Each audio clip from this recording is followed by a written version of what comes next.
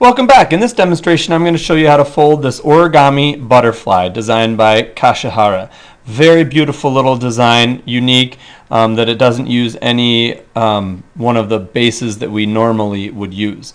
Okay, I'm going to set that right aside there. And to get started, if you have origami paper, you can use that. But if you're anywhere else in the world with any other kind of piece of paper, you can take the top edge, fold it down to the side edge to make yourself an origami square. I like to tell kids to roll the paper up to the edge like this, and then use your bone folder or other kind of tool to give that diagonal a nice strong crease. Then you're going to cut this bottom portion off, and that will give you an origami square. Once you have your origami square, you're going to open it up like this. And I'm going to just slide mine out, and I'm going to start with some origami paper so you can see both colors and know which colors go which direction. You're going to take your origami square and you're going to fold it in half this way so we have a crease down the center. Again, using your bone folder to get nice strong creases. Once you find the center, you're going to take the outside edge and fold it up into the center, and take the top edge and fold it down into the center so that you have your paper looking like this. Leave yourself just a little bit of gap there so that the papers do not overlap. Okay, then you're going to take the right hand side and fold it over to the left hand side and just do a basic marking crease. You don't need to crease this hard. This is just so we know where the center is. So I'm just going to do a little crease there and a little crease there just so we know where the center is. Okay, then you're going to take the left hand side and valley fold it in towards that center line so that it's right at that center line, and give that one a nice good hard crease. On the other side, you're going to mountain fold backwards. So I'm actually going to flip my model over and then valley fold it, which on the directions say mountain, but since we're flipping it over, it's turning into a valley, as we know that those two can be interchangeable. So if we look at it vertically, you've got one, the left hand side valley folded, and the right hand side mountain folded backwards.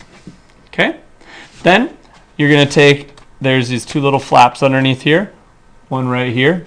You're going to actually pull this out so that this inside edge folds down to that center line like this.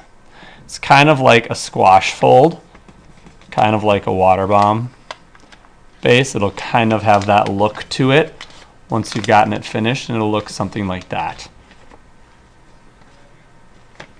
Okay, and I'm going to take the other side and do the same thing. Folding this inside edge here down to that center line.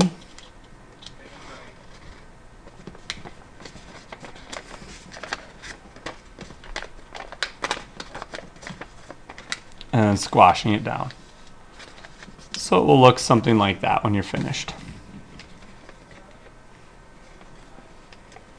Okay, now you're going to flip the model over, and we'll do the two tail pieces.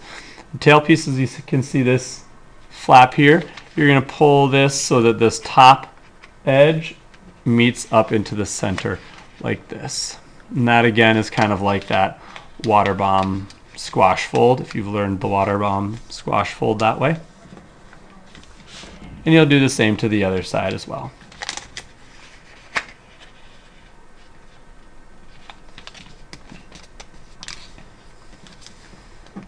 Okay, and your model will look something like that. Now you're going to take this edge right here and just fold it in ever so slightly. You're going to kind of make a little triangle like that so it goes all the way up to this point up here, right there where my index finger is, and you want it to be nice and creased hard like that. And then do the same on the opposite side so that it's symmetrical. And if you'll notice, these little points here and here should be right on that line that goes all the way through. Okay, then here's that old middle that we creased way at the beginning. We're going to fold this left-hand edge, valley fold it back over the top like this. And it should look something like that when you're done.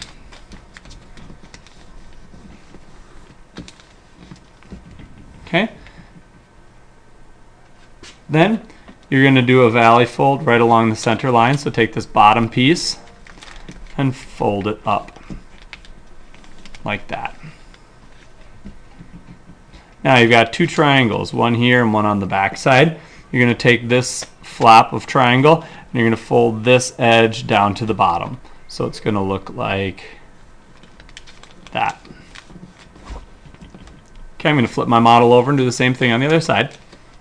This outside edge of my triangle flap, folding it downward, valley folding it. Now to match the directions, I'm going to flip my model back over. And it says to take the wing, which is this whole flap here. You'll see one flap here and one flap on the back that are the wings. And you're going to fold it along a diagonal line that's about right there. Okay, this is going to be the body of the butterfly. So I'm going to fold it down like that. And I'm going to take the other side and mount and fold it back so that the two sides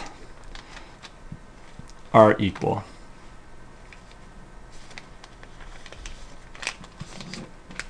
Okay, now this is kind of a little tricky part. There's this triangle-y area right up here, and I'm going to just dot a little line. And you're going to take that little triangle, and you're actually going to inside reverse fold it. So if you take this triangle and you poke it inside, and you just grab that little triangle and force it inside like that, and kind of tuck that triangle in, it'll end up looking like that. I'm going to do the same thing on the other side, inside reverse folding it.